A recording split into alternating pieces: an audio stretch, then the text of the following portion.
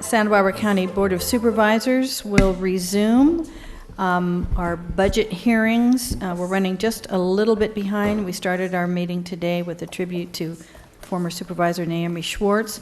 So we're about to begin our departmental budget presentation, starting with policy and executive. Ms. Waller, you want to lead us off with this?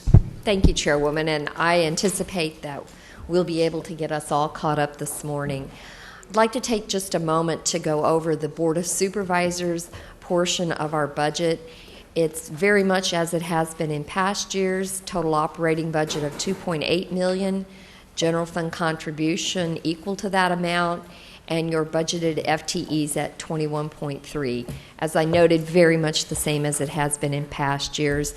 Would be happy to answer any questions that you may have on this budget. Supervisor Wolf. Thank you, Madam Chair. CEO Waller, our discretionary funds have decreased over time. Was that always? Well, it obviously was. It was a general fund. It was general fund monies that went into our 990 or discretionary funds, correct? Chairwoman, Supervisor, yes, that is correct. Okay, and so that piece is part of the total 2.8 million. Yes, Chairwoman, Supervisor, that's correct. Okay, and the amount was at.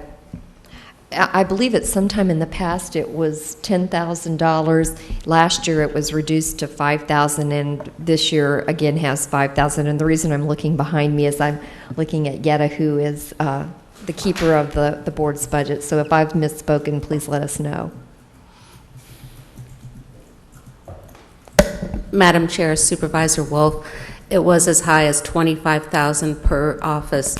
It was further reduced exponentially percentage-wise over the last few years down to $10,000, and in the current year down to $5,000. Okay, thank you very much. All right. Any other questions right now? Okay.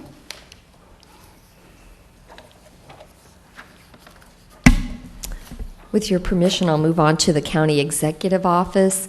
The County Executive Office, the total operating budget proposed is $10.7 million, $30,000 of which is capital. $7.7 million, or 72% of the total, is a general fund contribution, and our budgeted FTEs are 46.9. I do think that it's important to make mention of the fact as what our department has included over the last many years has changed. Several years ago, the Office of Emergency Management, which had been in public safety, moved over to the Executive Office, and that's 6 FTEs. Also, the Communications Division moved into the County Executive Office, and that's 2.6 FTEs. And lastly, the HR folks moved over, and that's 23.3 FTEs. So if you were to take out and really go back and compare what the CEO's office had been prior to those consolidations, we'd be looking at over a 30% reduction in staff over the last several years. And I thought that was important to note, because if you just look at the budget document, it gives the false impression that there has actually been growth in the executive office. So I'm not going to belabor our accomplishments. Most of these, actually I think all of these, were highlighted in my opening presentation to you. But what I did want to highlight is on the next slide. I did want to highlight the emergency public information being much strengthened in cooperation with the EPIC group. And I think this is a very important accomplishment to note, because after the fires, one of the main criticisms of our county was our inability to quickly, accurately, and completely share information with the public about those disasters in a very time-sensitive manner. And this has certainly been very important to bring the EPIC group on, and I believe that when we actually have another disaster, we were going to be much, much better prepared to share information. And then on our service level impacts, I'm going to be talking about what was in the original service level impact form and what we have today. So initially, we had planned to eliminate one emergency manager. I'm pleased to say that Mr. Harris was successful in getting a grant that will enable us to keep that emergency manager at least through the 12-13 year. We'll be eliminating one administrative office professional in the clerk of the boards area, and we will be eliminating one fiscal and policy analyst in the budget and research area. Looking forward for 13-14, we are projecting a $376,000 gap, and what we're going to be working on over the next year is to really look for a long-term plan for a structurally balanced budget. We're going to work with your board and the public to update our strategic plan, and then we are going to enhance the coordination of the various county departments that are involved with the homelessness issues. We'll also continue to identify and bring to your board proposals for revenue enhancements. We will lead and review the implementation of the mental health services request for proposals. That's where we're going to have our consultant come in, if your board approves, and really go through the department, working with staff, working with other professionals, other experts, to really give us a menu of what we can do in alcohol, drug, and mental health service to make us more effective and efficient. And then lastly, we will ensure that we continue our high level of emergency preparedness via ongoing training and exercises. That concludes my presentation for the CEO's office, and would be pleased to answer any questions that you may have. Questions from the board? Supervisor Wolf. Thank you, Madam Chair. Ms. Waller, I just want to commend you on your leadership as it relates to the EPIC group. I think in the past we have not worked as well as we are right now, and so I want to compliment you and Mr. Harris and staff for working with that group. I definitely think that cooperation is going to lead, as you said, to better communication. One thing that when we had our meeting at the new EOC that came up was the need for a countywide PIO. And I know this is not the time to start talking about a new position, but I do hope that when we do our strategic planning, that since that was raised as a significant issue for disaster preparedness and communication, that we talk about that in when we do our strategic planning, because I do think that that's an important position. The other issue I wanted to talk about, and maybe Mr. Allen can discuss this a little bit more, and that has to do with the clerk position. I did talk to Ms. Waller about, and you'll see it in one of my questions, that the clerk of the board is not listed as a department that's a function of the Board of Supervisors, and her response, and rightly so, is that she serves as the clerk of the board.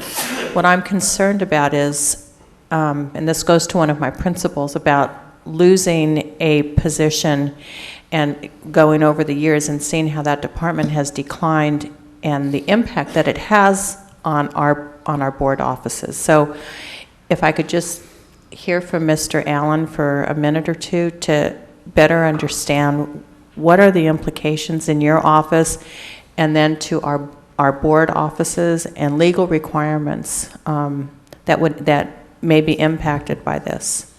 And I just want to say one other thing, sorry, that the Tax Assessment Appeals Board, we had eliminated a position, and now I understand that that position is being filled by an extra help position. So it's like, why do we eliminate a position but we still need the work being done? So if you could explain, Mr. Allen, a little bit about your office and the impact. Mr. Allen? Well, over the past year or so, we've had our office has been impacted, and we've endured a bit of an instability due to the loss of some key staff. There were some retirements. There were individuals that left to pursue other interests. And then we also had an individual who was out during the last year for personal reasons, and now they've left the county. So all of that has led to kind of a bit of a challenge over the last 12 months. I think we've tried to maintain the same level of services that that we're sort of required to provide. The vast majority of what we do provide is mandated by state law or by ordinance or resolution by the Board of Supervisors.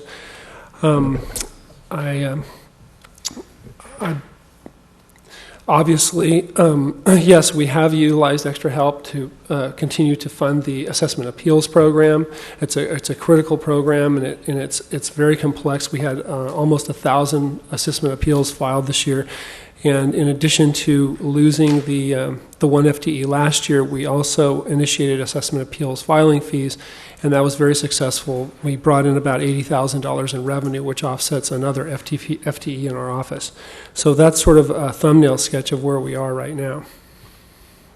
So just as a follow-up and just to finish this, so with the elimination of that position, you feel that we are still going to be okay with our mandated services and legal obligations?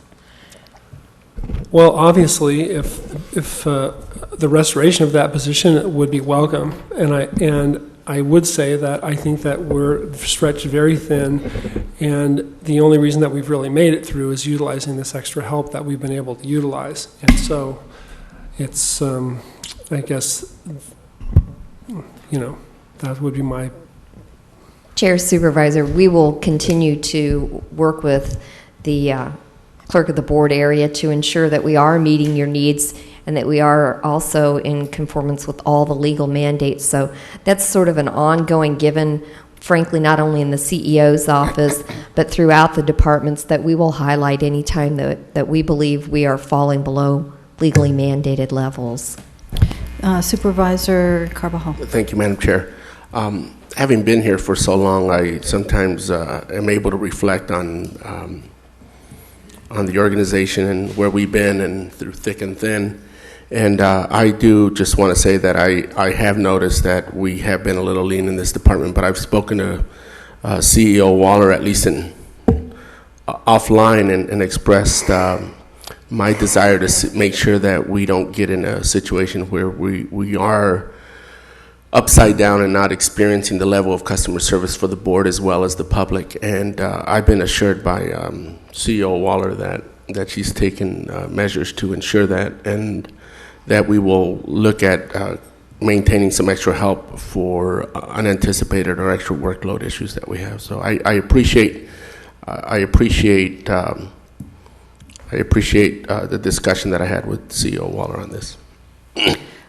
And, I'm also concerned about it as well, remembering the days when I used to go to the clerk of the board and ask for documents. I'm particularly concerned because we seem more and more to have a lot of things come up at the last minute, whether it's information from the staff presentation for things that are coming up for the next week's agenda, or letters from the public, or requests from the public, and things kind of getting jammed up, at the end of the week. And I realize that we're meeting our legal requirements, but I think that we need to try to do more. And, and I have mentioned this to CEO Waller and others that, the Planning Commission gets their binders a whole week ahead of time. So you turn in your binders one week and you get your binders for the next week. So you're always working at least a whole week ahead of time. And I'm a little surprised that the board doesn't do that, we don't get our binders until just a few days before. So I think that that's something that we should really look at striving for as far as a process. It would give the board more time with the materials. It would give the public more time with the materials. And I know that this kind of, big rush at the end of the week has got to have a serious impact on the clerk of the board's office trying to scramble and keep up with all of the requests. So it is a concern for me as well. I also had a question about the EPIC. When we were at the EOC, an issue had come up about the contracts. I know there's an MOU signed with the radio station operators, but there was something to do with a contract expiring or a lapse that was of concern that we were not truly going to be radio ready in the way that the board expected, and that the public and the radio station operators themselves expected would be in case of an emergency at any moment. So, Mr. Harris, can you speak to where we are on that issue? Supervisor Farr, members of the board, I believe that's regarding the satellite system. That contract is in effect, the systems are operational, and that amount is included in next year's proposed budget. Okay, so that issue was resolved then? Yes, ma'am. Okay, great. Thank you very much. Supervisor Gray. Thank you. I wasn't going to comment, but listening to what everyone had to say about the clerk of the board, I'd like to give my pitch because as far as North County is concerned, it is better than it's ever been. I mean, to talk about getting a binder a week ahead of time, that's like a miracle. I mean, when I was first started, we got the binder the day before the meeting, and we basically sat there and read it and, you know, analyzed it. Did it. So now, if people would just access the electronic capabilities that we have, it just goes so much faster, it's less expensive, and if we had one less clerk having to run binder after binder of papers, we could, and in fact, save. Now, and I know everybody needs to write on it and use tags and so on, but it certainly is better in North County. And Mr. Allen and Ms. Waller and anyone that has made that happen, I can't tell you how much I appreciate it because it certainly has turned my life around. But it's different, I assume, when you're down here. But it's certainly effective as far as the way you're covering is. And I understand it's difficult if you're using an iPad because of the system. If someone runs their PowerPoint in 2 days before and they've already published and gone online for the iPad, then that can't be included unless it's completely redone. But we can go to online. So it's all there. It's just a matter of trying to find it. And I think it's working quite well. Thank you for letting me make that comment. Yeah. Thank you, Supervisor Gray. Okay, we finished then with the County Executive Office presentation. I want to move on to County Counsel. Thank you, Madam Chair. County Council's budget for 12-13 has an operating budget of $7.2 million, $2.3 million, which is general fund, and the balance $4.9 million are funds that we generate through revenue. Our total budgeted positions remain the same this year as last year, 37.7. Since 07-08, we're down 8 positions, but we've maintained status quo with our budget. One, by filling all vacant positions at a lower level to save money and generate continued savings. And also, we must recognize that our staff has stepped up to do more with less as we've marched through these last 4 years of limited resources. In the form of accomplishments, I'll just touch on a couple of these. One was the long, litigious exercise recovering $4.8 million of mental health funds that had been disallowed by various state audits. We anticipate that we may need to continue to avail ourselves of all administrative and legal remedies to assure that we receive appropriate reimbursement for the services we're providing in the future. Another accomplishment, which I think our office has led the state in some ways, and that's the resolution and legal interpretation of the RDA amendments and preparing ourselves for that eventuality, assisting the county in auditor, controller, and the CEO in that area. Frankly, the RDA law, as the Supreme Court pointed out, was very unclear. Took a great deal of interpretation to get us positioned to move quickly and meet the shortened deadlines that we dealt with. And finally, in accomplishments, highlighting the 34 risk-funded cases that we were able to resolve at or less than the amount of money that the risk management department had reserved for those particular cases. Going forward, we're anticipating a $215,000 shortfall in 13-14. We will continue to manage our budget in such a way that perhaps we'll be able to ameliorate that with any additional new hires at the entry level. And we'll continue to focus on what we try to do most is problem prevention and finding reasonable solutions and alternatives for county departments and the board as we try to support each of those entities' objectives. Finally, this year, We are going to complete our budget with very minimal amount of money used from the litigation designation. In fact, that fund may well end up positive this year. It's $500,000 designation for outside counsel, and we actually returned $48,000 to that fund from recovered attorney's fees. But my staff, as I said earlier, has really stepped up. We've taken more of the litigation in-house and reduced significantly over the last 4 years the amount of money that we paid outside counsel.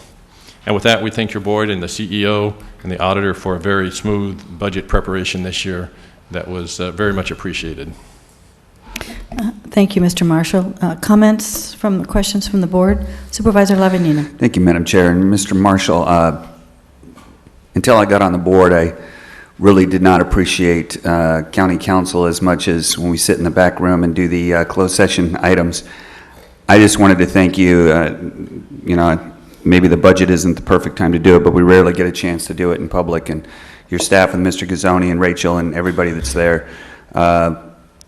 I think the public may not understand how litigious our society is and how often you are trying to get us out of the fire. So I do appreciate, I'm sure all of our board members do, the efforts that you've done, and especially doing it under the circumstances that we're in, and we do appreciate you maintaining your budget at where it is. Thank you. Thank you. All right. Supervisor Carbajal, and then Supervisor Wolf. Thank you. I wanted to echo what Supervisor Lavanino said. I just think we have an extraordinary legal team, and I'm just in awe of all the good work that you guys do, and I think the taxpayers should know that you guys do such an extraordinary job that we really protect the taxpayer coffers oftentimes because of that good work. And I know, Mr. Marshall, that's in great part because of your leadership and also the leadership exhibited by all your attorneys. I think they're just an extraordinary bunch of folks, and I think we're all extremely lucky to have the type of legal team in county government, and I would say second to none in the private sector. So, I would just say that really the credit for the office success has to go to the staff that has stepped up year after year and absorbed more and improved our service level, I believe, each year in the last 4 years. Yes, and I certainly would agree with that, and thank all of you as well. Supervisor Wolf? Thank you, Madam Chair. I want to echo those comments. I do think your support staff, your legal staff is exceptional, and I want to compliment all of them for the tremendous work that they do. One of the accomplishments that you didn't put in here that just occurred to me was the writing of the mobile home ordinance or assisting with that process. And I'm trying to think if there were other ordinances that you work on. It seems like you folks are doing that all the time, but that one is the one that just kind of comes to mind. But that is, in my mind, a significant accomplishment. So thank you and your entire staff for all of your work. Yes. Supervisor Gray. I so agree with what everyone else has said. It's just marvelous what's being said. And I think I have something to add to it is amazing that the job that's being done. When I started this job, or maybe a couple years into it, our county counsel's office had 10 to 12 more attorneys than any of the counties that we are similar to, like Marin and Santa Cruz and San Luis Obispo, Placer, Solano, Monterey, and Sonoma.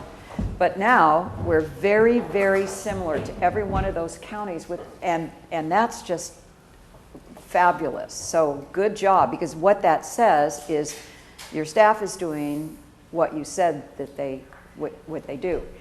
One real quick question that I don't understand, so I'm going to ask you, is Marin, which seems to be a similar county, they have 14 attorneys and 8 support staff, as opposed to ours with 27 attorneys and 10 support staff, and yet I would think that Marin would be fairly litigious also. So I don't know, and look into it at another time, but I'm curious. Okay. Thank you. We have public speakers, Mr. Allen? We have two requests to speak, one from Mr. Joe Armendariz and then Andy Caldwell. All right, since there's just the two of you, I'll give each of you up to 5 minutes. Hello, Chairwoman Farr, members of the board. First of all, congratulations to you on your victory and to Supervisor Gray on her victory on Tuesday. I know this is the first opportunity to my good friend salute. That was a close one. I'm assuming you're waiting until the final ballots have been counted to celebrate that. But it's the first budget hearing, I think, in 16 years that I looked over and didn't see Bob Geis over there, so I'm not sure if he's on vacation or what.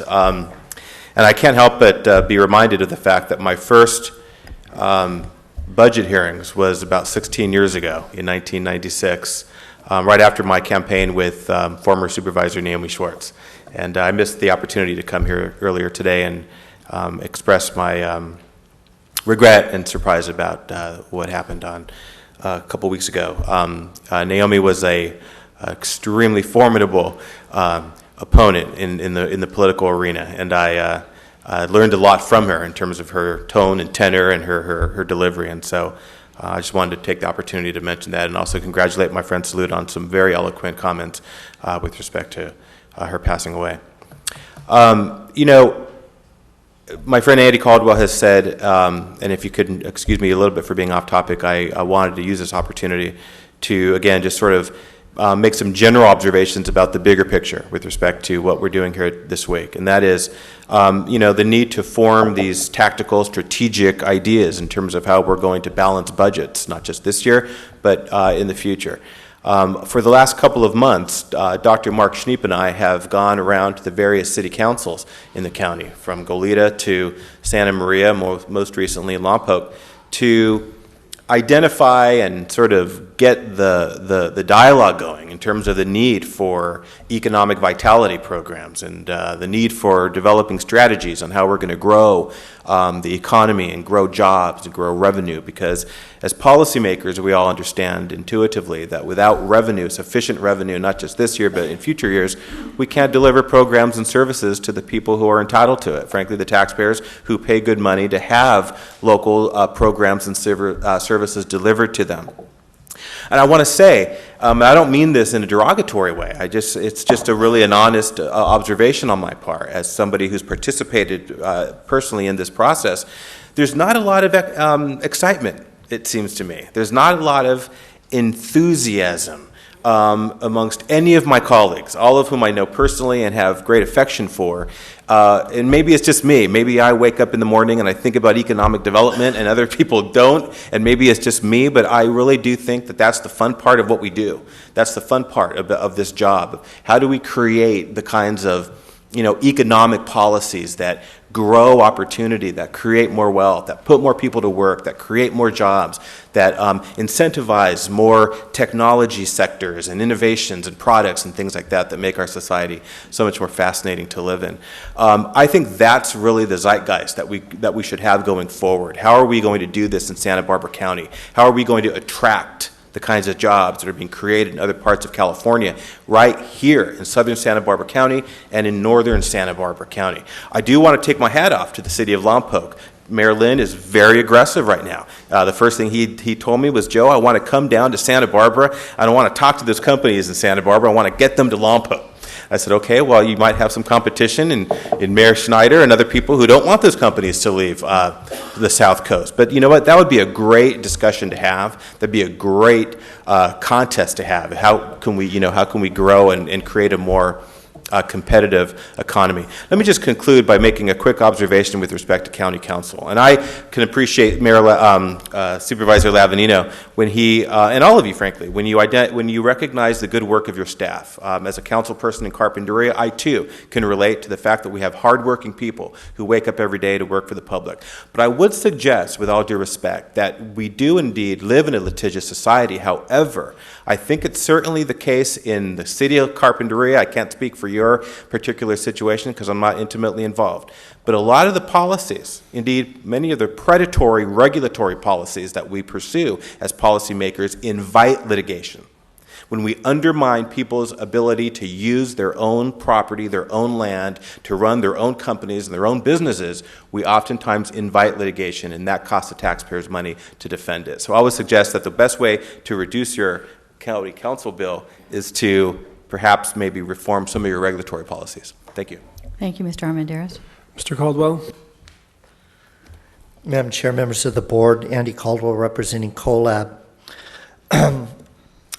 As you know, for the last year, every time you've had a budget update or a quarterly report, I've asked you, where's the plan? I acknowledge, and I have publicly acknowledged, that you've taken steps through, gaining employee concessions and contract negotiations. You're taking some substantive steps, but it's not enough. Again, especially with the impending cuts from the state as well as what's going on here locally. You're the Board of Supervisors. In your budget book, you have some of the tasks, the routine tasks that you perform. Visiting a jail, or serving on this committee, or doing this, that, and the other. Well, that's all fine and good, but that's not what we need right now. We need a plan. And I know you're planning on having this strategic plan, but we don't know why you didn't do it 2 years or 3 years ago. Because today was predicted, if you go back to past CAO messages in the budget book, today was predicted 4 to 5 years ago. This isn't a surprise to us, and it's not a surprise to you. I can't remember, and as you know, I've been to 1,000 county board meetings in the last 20 years. I can't remember the last time the board talked about contracting out. If your salary, if your benefit and pension costs are now 50%, and if you go through department after department after department to compare what the salary level is versus the benefits in most departments are now more than 50% of your salaries. So why aren't we talking about contracting out? Regulatory and permitting streamlining. I haven't discussed that in a few years. The North County has come up with this thing called the North County Economic Development thingy. I don't know what they call it. And I've watched it, and I'm supporting them, but there's nothing new under the sun. They're bringing in these high-powered executives and planners from throughout the United States, and they are high-powered, and they know what they're doing. But in a nutshell, their advice is dance with who brought you. And right now, you've got 3 major areas that are healthy in our region. The Shumash, who have money to invest and want to invest. The oil industry, they have money, they want to invest. And finally, various components of agriculture. So what are we doing? Well, the Shumash, people are suing them. They're challenging them. You've withheld consent for their annexation. Oil, well, we're ramping up regulations. And we continue to say no to offshore oil. What about ag? Well, there's a winery ordinance. Now, for the first time ever, somebody that wanted to build a winery is having to do an EIR. That was a county decision.